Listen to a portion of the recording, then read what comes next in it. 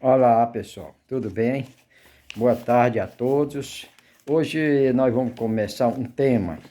Vamos conversar sobre registros imobiliários e quais os títulos que pode ser registrado no cartório de registro imobiliário. Mas primeiro vamos tirar algumas dúvidas que me encaminharam aqui, o pessoal, principalmente sobre os capião e qual as suas modalidades, o tempo, o que teria que fazer, porque hoje tá em moda todos fazer uso capião, que vale a pena, e eu aconselho também a atender os procedimentos legais e procurar um advogado e regularizar seu imóvel. Mas as modalidades de uso capião são 5. Uso capião extraordinário, uso capião ordinário, uso capião especial rural, uso capião urbano, uso capião familiar. Mas tudo bem.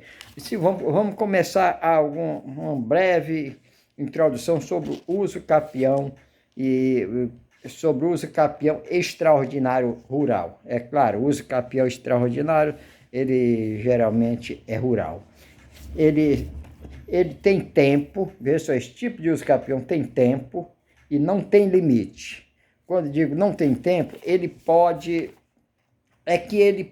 ser reconhecido para aqueles que exercer durante 15 anos, veja só, durante 15 anos a posse mansa e pacífica, e está previsto no artigo 1238 do Código Civil Brasileiro. Este é o uso capião extraordinário. Ele não tem limite, ele pode ser mais de 50 hectares de terra rural, o cara estiver lá, pode requerer o uso capião.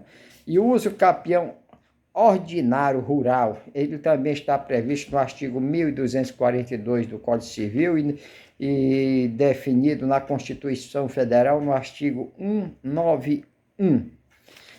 Veja só, ele tem tempo, ele requer tempo e limite. Veja só, o extraordinário requer um tempo, 15 anos, mas ele não tem limite.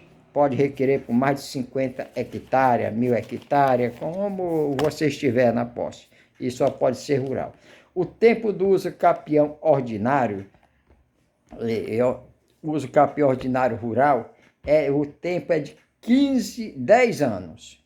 E ele tem limite. O limite é quanto? 50 hectares. Nesse tipo de modalidade, você só pode requerer, como uso capião rural, 50 hectares, na modalidade ordinária.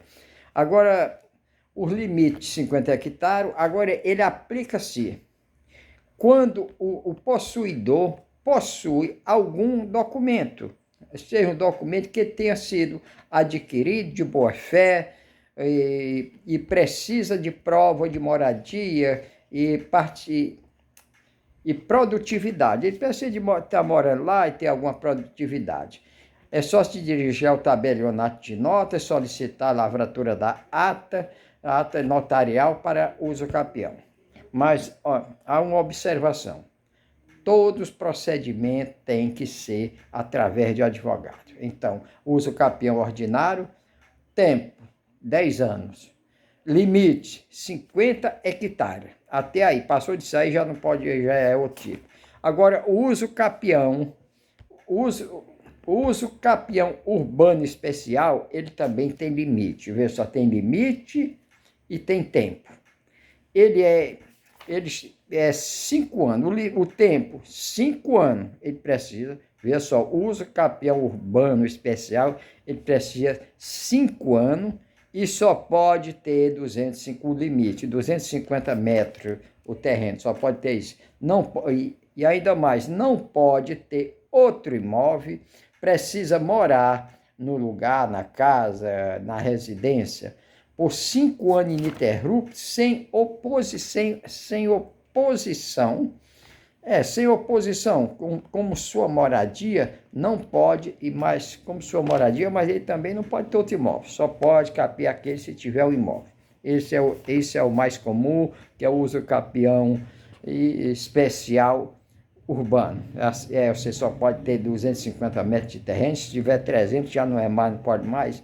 E o uso capião especial rural, veja só, o uso capião especial rural tem prazo de 10 anos e reduz-se para 5 anos, ele se reduz para 5 anos se pelo menos ele estiver pago pelo imóvel através de um contrato, de uma promessa, de uma coisa. Ele pode requerer e ter uma redução de até 5 anos, vai para 5 anos. Agora, tem uma modalidade muito comum, que ela é nova agora, que é o uso capião familiar. Ele tem um limite de 2 anos, ele tem um tempo de 2 anos. Com 2 anos você pode requerer essa modalidade de uso capião, e o limite, 250 metros quadrados. O terreno não pode ter mais do que isso, senão ele não. A forma de aquisição da propriedade mas essa forma, o uso capião familiar, com a forma de aquisição da propriedade, está previsto na Lei 12.424 de 2011, ao incluir ou acrescentar o artigo 1240-A do Código Civil Brasileiro. É isso mesmo, do Código Civil Brasileiro, por 2 anos a posse ininterrupta e sem oposição, a posse direta do imóvel urbano de até 250 metros quadrados. Ele só precisa de 2 anos. Mas vamos ver as observações, que muito nas aulas não se joga a mais teoria do que prática. Então, nós vamos para a prática. Os documentos são muitos e bastante exigentes. Veja só, não é nada fácil. A documentação é muita exigência, CPF, identidade, contribuição, registro de imóvel, certidão de todos os confinantes, certidão de todos os confinantes dos imóveis, expedido pelo cartório, assinatura dos confinantes que não se opõem à demarcação, à planta ou croquis do imóvel, comprovante de residência, comprovante de pagamento de IPTU, luz, água e contrato ou recibo de pagamento, foto de todos os cômodos, uma foto de todos os cômodos do imóvel, todos os cômodos do imóvel, e um processo, é um processo caro. É um processo caro, principalmente para fazer uma planta desse ou um croquis. Isso é um processo caro e só é feito através de advogados. Seja extrajudicial ou judicial, tem que ter o advogado. Tem que ter o advogado, ou então, se você não quiser, você procura a Defensoria Pública e deixa correr o processo, que vai andar. Lá tem bons advogados também, excelentes advogados, e o processo anda também. Mas tudo bem, aí eu acho que ficou mais explicado que essa parte de uso capião em geral, são as 5 modalidades. E ainda mais uma observação, olha, quanto mais tempo, menos a exigência. Extraordinário, 15 anos, as exigências são bem menores, e o tempo e o limite é mais de 50 hectares. O extraordinário, o tempo, 10 anos, e o limite, 50 hectares, pode ser reduzido para 5 anos. O uso capião especial urbano, 5 anos. Uma exigência já são grande, é planta, é demarcação, tudo. E uso capião familiar, 2 anos. 2 anos. O limite, 250 metros quadrados. Então, veja só. Quanto menor o tempo dos capião, mais exigência vão de fazer. Não é nada fácil fazer um uso capião. Mas é assim, mas você não esquece, olha, os limites dos tempos para todo tipo de uso capião. 2 anos, 5 anos, 10 anos, 15 anos. Entenderam? Tudo bem. Então, essa se trata de uso capião, é só isso aí. Agora vamos ver a nossa matéria que a gente prometeu fazer, que é os registros de imóvel. quando falamos em registro de imóvel, que é nosso tema de hoje, ele é mais acadêmico. Nós vamos fazer um tema mais acadêmico do que prático. Porque quando perguntamos quais são os títulos, quais os títulos podem ser registrados no cartório de registro de imóveis, em primeiro lugar, vamos ver o que diz a Lei 6.015 de 73, a chamada Lei dos Registros Públicos. É taxativa, ela é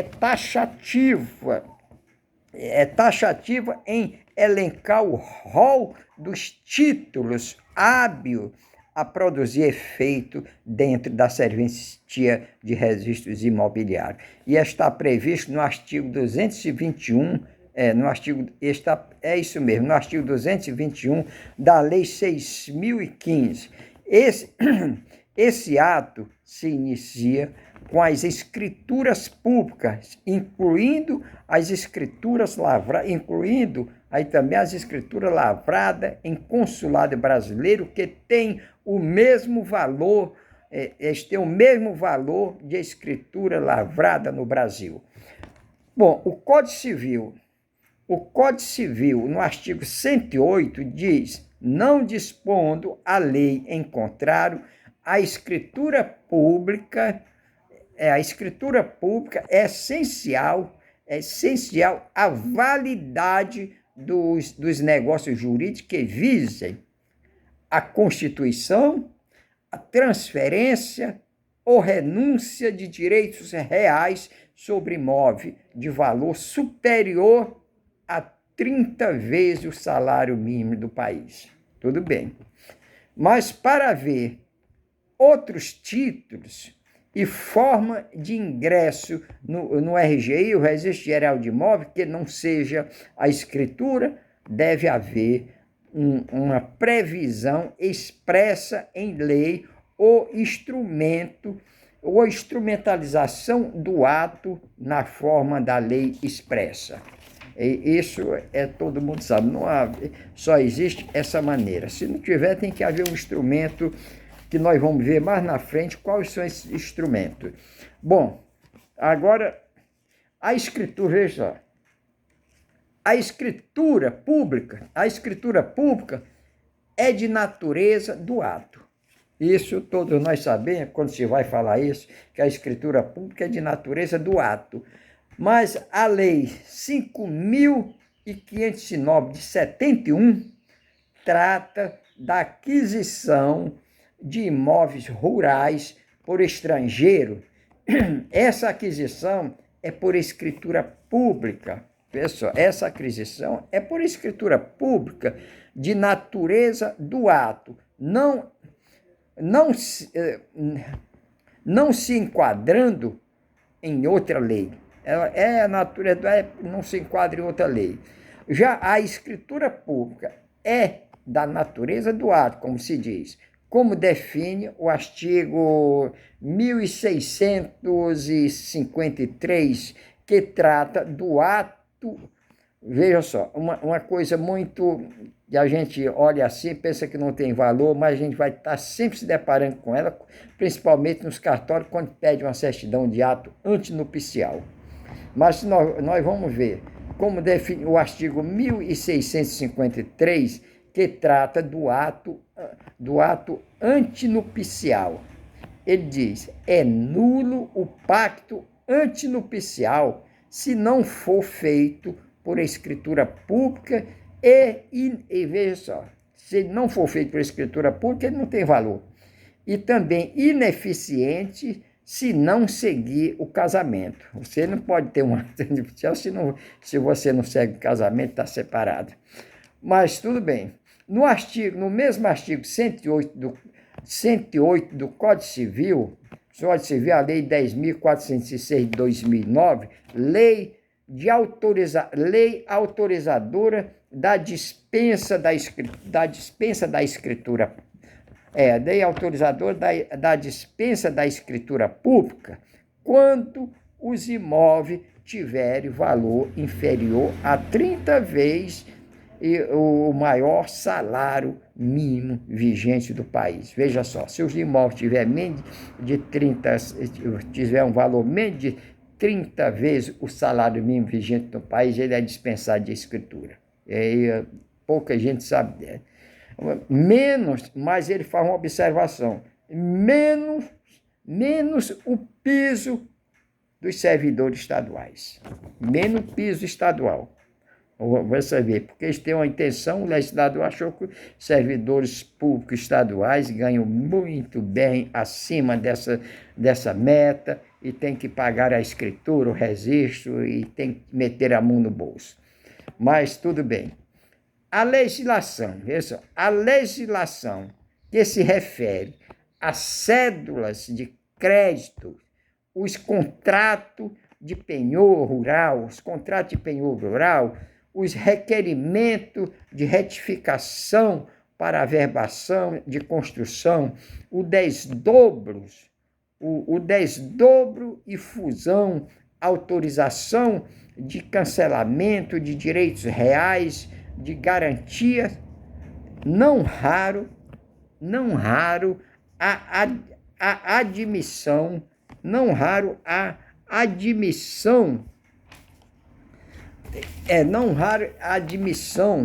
do instrumento particular.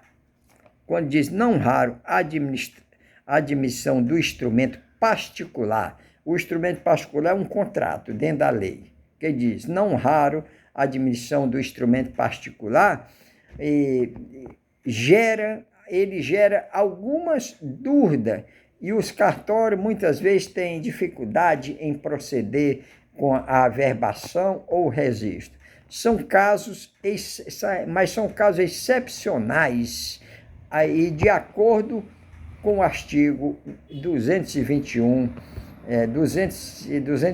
da Lei 6.573, que traz a possibilidade, veja só, este artigo traz a possibilidade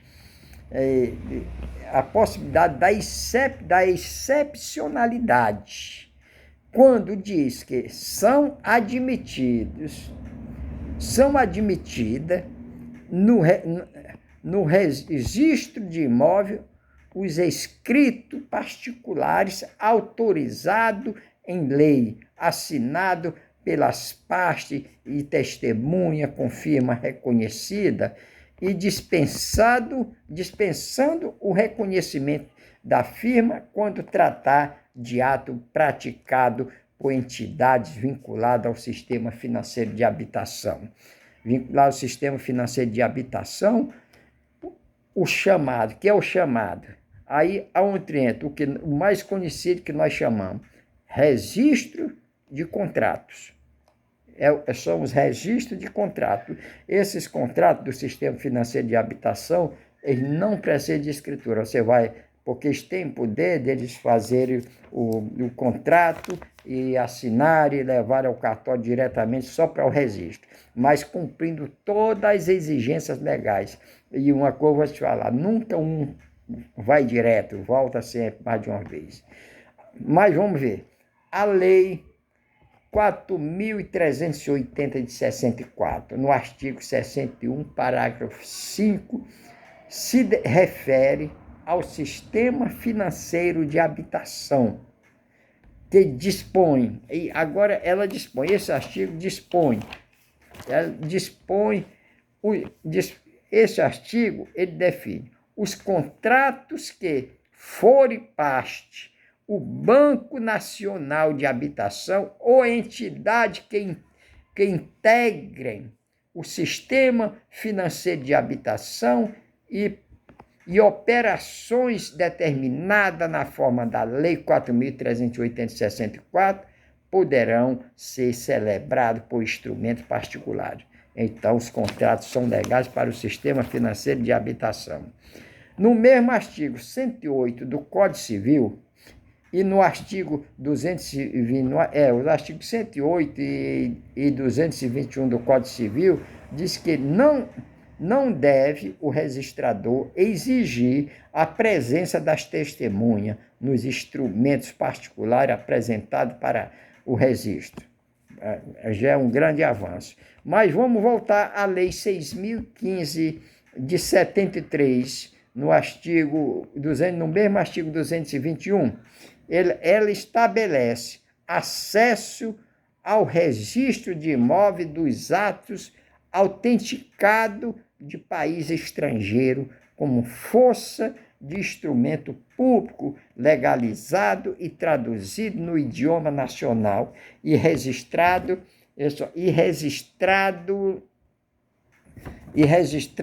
no cartório de registro de títulos e documentos. Veja só, esses documentos de estrangeiro que vêm lá, é preciso ter uma tradução na nossa língua, assinado pelo consulado ou embaixador, consulado brasileiro, que lá, esse consulado, onde ele estiver lá, ele é a soberania do país lá. Onde estiver, então esse documento tem que vir assinado e registrado, assinado, e vir traduzido no idioma nacional e registrado no cartório de títulos e documentos. Veja só, o cartório para esse registro desse tipo de títulos, seja de banco ou de qualquer outro, é o cartório de títulos e documentos. Não é o cartório de nota, como eu já vi algumas pessoas me procurarem para fazer isso aqui. Eu disse, olha, é o cartório de títulos e documentos.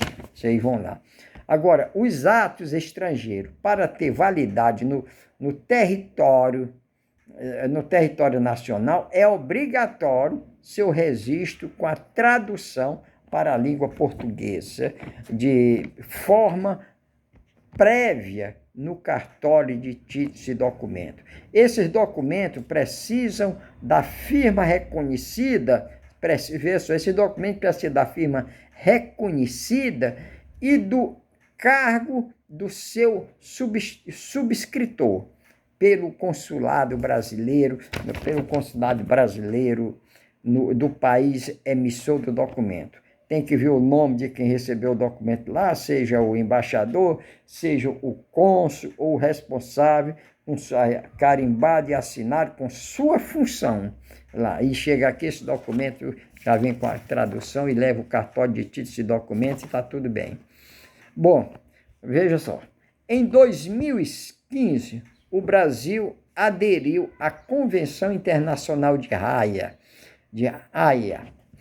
que trata da eliminação de exigência de legalização de documentos públicos estrangeiros. Os documentos públicos feitos no território de outro estado contratante fica dispensado da legalização. Eles ficam dispensados da legalização, mas o próprio estado emitente tem competência para atestar a legalidade do documento, acompanhado do selo do estado emitente e do reconhecimento da firma, e do emitente. Mas vamos fazer uma observação. Olha, dispensa-se a legalidade dos documentos, ficando a exigência da tradução juramentada e do registro no cartório de títulos e documentos. Isso tem que haver. Até hoje não tentaram mudar isso, não. Agora vamos um tema mais importante. O novo inciso do artigo 221 da Lei 6.015 prevê o registro dos contratos ou termos administrativos assinados com a União, Estado, Município e Distrito Federal, quando tratasse esses termos, esses contratos que se refere em convênio com a União, Estado, Município, Distrito Federal, quando se tratar de programas de regularização fundiária e de programas de habitacionais de interesses sociais, dispensando o reconhecimento de firma ele dispensa o reconhecimento de firma daqueles que vão ganhar aquela casa, aquele apartamentinho popular, porque a própria administração pública pode elaborar o título que está promovendo a regularização fundiária urbana e os direitos reais que julgar necessário ao procedimento sem participação sem uma participação no que irá ser o registro. É um grande avanço na regularização fundiária, mas pode, em muitos casos, traz insegurança jurídica no sistema registral, mas é sem dúvida um grande avanço no sistema de regularização fundiária, como era uma bagunça, e hoje você não precisa mais se preocupar, principalmente no sistema financeiro de habitação, que o poder público se sente imolado na legitimidade de não poder fazer obra estruturante, saneamento básico em determinada área, porque lhe falta a regularização, o amparo legal da lei. Então essa lei vai amparar tudo isso. Nós não podemos dizer, olha, invadir uma área, está lá a favela, caindo tudo, eu não posso, o município, o Estado, a União não pode fazer nada, não pode pegar empréstimo, porque aquela área está irregular. Essa lei veio para melhorar, facilitar o acesso a esse pessoal. É um grande avanço, embora muitos ainda há de se fazer por esse tema. E era aqui, eu quero deixar a vocês todo o meu muito obrigado e valeu mesmo.